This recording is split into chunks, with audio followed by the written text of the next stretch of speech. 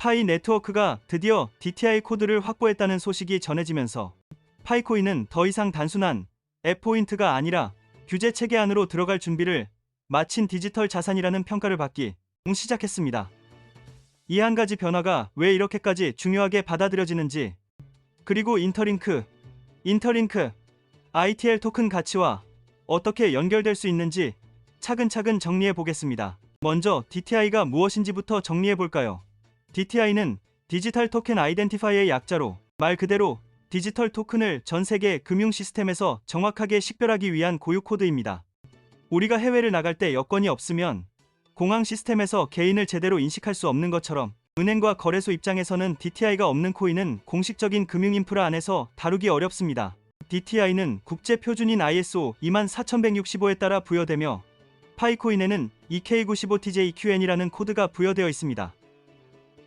이 숫자와 문자의 조합 하나로 전 세계 은행, 거래소, 규제기관이 이건 파이코인이다 라고 공통 언어로 인식할 수 있게 된 것이죠. 이 코드를 받았다는 건 단순한 서류 작업을 한 번 더 마쳤다는 의미가 아닙니다. 프로젝트의 법적 구조, 토큰 발행 방식, 투명성, 규제 준수 가능성이 일정 수준 이상이라는 것을 외부 기관으로부터 검증받았다는 뜻에 가깝습니다. 파이 네트워크는 KYC를 통한 사용자 인증, 메인넷 운영, 노드 네트워크, 구축 등 그동안 준비해온 요소들을 바탕으로 이 심사를 통과했고, 그 결과 DTI 코드까지 얻게 된 것입니다. 여기서 자연스럽게 떠오르는 질문이 하나 있습니다. 그럼 DTI만 있으면 바로 은행이랑 연결되는 거야? 정직하게 말하면 그렇지는 않습니다. DTI는 마치 입구 티켓 같은 역할입니다. 은행과 규제기관의 입장에서 봤을 때 어떤 코인을 다루려면 최소한 명확한 식별 체계와 보고 체계가 필요합니다. DTI는 바로 그 두 가지를 동시에 해소해주는 장치입니다. 따라서 DTI는 은행 시스템과의 연동을 보장해주는 만능 열쇠는 아니지만 그 문을 열 수 있는 필수 전제 조건이라고 볼 수 있습니다. 이제 시야를 조금 더 넓혀보겠습니다. 파이코인은 기존의 비트코인, 이더리움과는 다른 방향에서 가치를 추구하고 있습니다. 비트코인이 희소성과 탈중앙성을 통해 디지털 금이 되었다면, 이더리움은 스마트 컨트랙트와 DARP 생태계를 통해 실용성을 증명했습니다. 반면 파이 네트워크는 모바일 접근성, 수천만 명의 사용자 기반, 강한 규제 준수 의지, 실물 경제에서의 사용성에 초점을 맞추고 있습니다. KYC를 통과한 수천만 명의 사용자가 실생활에서 쓸 수 있는 통화를 만드는 것이 핵심 목표인 셈입니다. 여기에 또 하나 주목해야 할 프로젝트가 바로 인터링입니다. 파이가 모바일 채굴과 대규모 사용자 기반을 중심으로 성장해왔다면, 인터링크는 실존 인간에 기반한 휴먼 노드 네트워크와 실제 매출이 나오는 비즈니스 모델을 통해 시장의 신뢰를 쌓아가고 있습니다. 두 프로젝트는 방식은 다르지만 규제와 실물 경제에 연결된 웹3라는 점에서 같은 방향을 바라보고 있습니다. 이제 ITL 토큰의 잠재 가치와 가격 이야기를 조금 더 구체적으로 해보겠습니다. ITL의 상승 여건을 뒷받침하는 요소는 여러 가지가 있습니다. 첫 번째는 사용자 성장 속도입니다. 인터링크는 아시아에서 가장 빠르게 성장하는 휴먼 중심 블록체인 중 하나로 이미 수백만 명의 사용자를 확보했고, 가까운 미래에 500만 명을 넘어설 것으로 기대되고 있습니다. 웹3에서 실제 사람이 검증된 사용자 수는 곧 네트워크 가치와 직결되기 때문에 이 성장 곡선 자체가 토큰 가치의 중요한 기반이 됩니다. 두 번째는 실제 매출이 있다는 점입니다.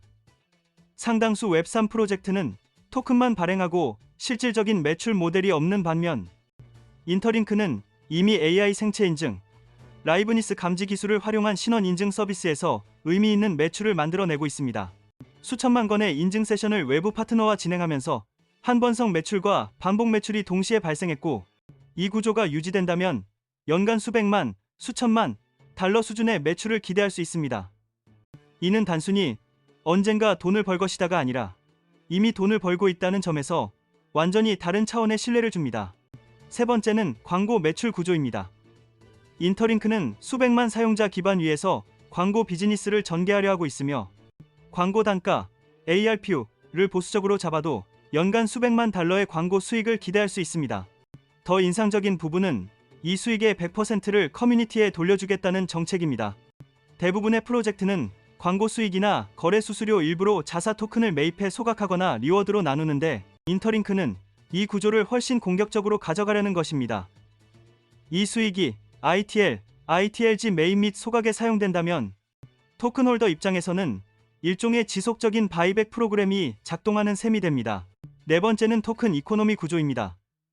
인터링크는 신규 토큰 언락에 대해 매우 엄격한 기준을 적용하고 있으며 검증된 실제 사용자 베리파이드 ITLG를 중심으로 분배를 진행합니다. 전체 토큰의 최대 50%를 커뮤니티에 할당해 전통적인 웹3 프로젝트보다 훨씬 높은 커뮤니티 비중을 갖고 있다는 점도 특징입니다.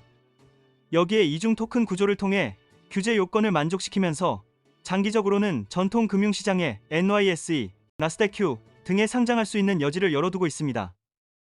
다섯 번째는 실사용성입니다.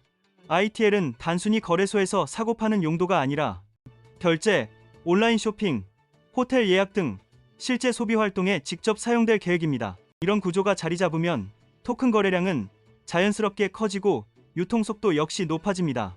다른 메이저 코인들처럼 하루 수십억 달러 단위의 거래량이 발생할 수도 있고 이 과정에서 가격 발견, 프라이스 디스커버리과 유동성의 질이 크게 개선될 수 있습니다. 여섯 번째는 향후 수익 공유 바이백 전략입니다. 인터링크가 광고 수익과 각종 서비스 매출을 활용해 ITL을 꾸준히 매입 소각한다면 토큰 홀더는 사실상 숨겨진 배당을 받는 것과 비슷한 구조를 누리게 됩니다.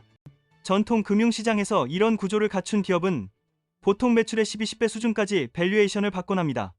크립토 시장은 성장성이 더 크기 때문에 좋은 내재 가치와 공격적인 바이백 정책이 결합되면 시가총액은 더 높은 수준으로 형성되는 경우가 많습니다. BNB, OKB, 하이퍼리퀴드 등은 모두 수익 기반 바이백, 소각 정책을 통해 장기적인 가격 상승을 만들었던 대표적인 사례입니다. 그렇다면 구체적으로 ITL의 가치는 어느 정도 선에서 형성될 수 있을까요? 사용자 수와 매출을 기준으로 단순 비교를 해보면 월드코인처럼 글로벌 아이덴티티 네트워크를 표방하는 프로젝트가 수백만 명의 사용자만으로도 수십억 달러 가치 평가를 받은 바 있습니다. 파이 네트워크 역시 실사용은 아직 제한적이지만 수천만 명의 유저만으로 FDV 수십억 달러 수준의 가치를 시장에서 인정받고 있습니다. 이 기준을 조금 보수적으로 적용해보면 500만, 1,000만 명 규모의 실사용자와 연간 2천만, 3천만 달러 수준의 매출을 가진 인터링크는 충분히 수억 달러 단위의 평가를 받을 수 있습니다. 이를 토큰 가격으로 환산하면 초기 상장 시점에는 ITL이 0.01, 0.04달러 구간에서 가격을 형성할 가능성이 있고 사용자가 늘고 매출이 성장함에 따라 중기적으로는 0.05, 0.1달러, 장기적으로는 0.5, 1달러까지도 도달 가능성이 있습니다. 극단적으로 시장이 강세를 보이고 인터링크가 파이나 월드코인급의 내러티브와 유동성을 확보한다면 6달러 구간도 이론적으로는 상상해 볼 수 있는 영역입니다. 물론 이는 어디까지나 시나리오일 뿐이며 실제 가격은 시장 상황, 거시 환경, 규제 이슈, 프로젝트 실행력에 따라 크게 달라질 수 있습니다. 또 하나의 관점은 바이백 수익률입니다.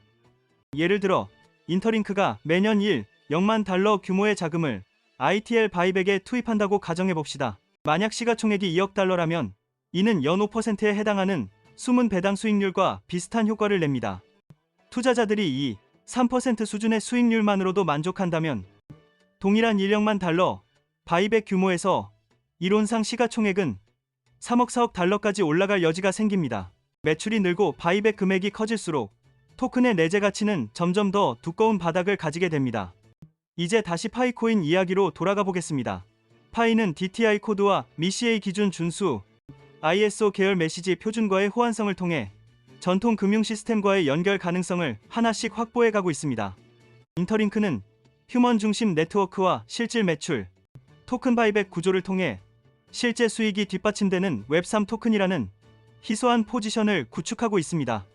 한쪽은 규제 친화적인 디지털 통화, 다른 한쪽은 수익과 실사용에 기반한 성장형 유틸리티 토큰으로서 서로 다른 길을 걷고 있지만 둘 다 규제와 실물 경제에 연결된 암호자산이라는 큰 흐름 안에 있다는 점은 같습니다. 정리하자면 파이 네트워크의 DTI 코드는 단순한 코드 한 줄이 아니라 기존의 실험적 모바일 채굴 프로젝트에서 규제 환경 속에서 실제로 쓰일 수 있는 디지털 자산으로 넘어가는 관문입니다. 그리고 인터링크의 ITL은 검증된 사용자, 실질 매출, 공격적인 수익 공유, 바이백 모델을 통해 토큰의 장기 가치를 뒷받침하려는 시도입니다.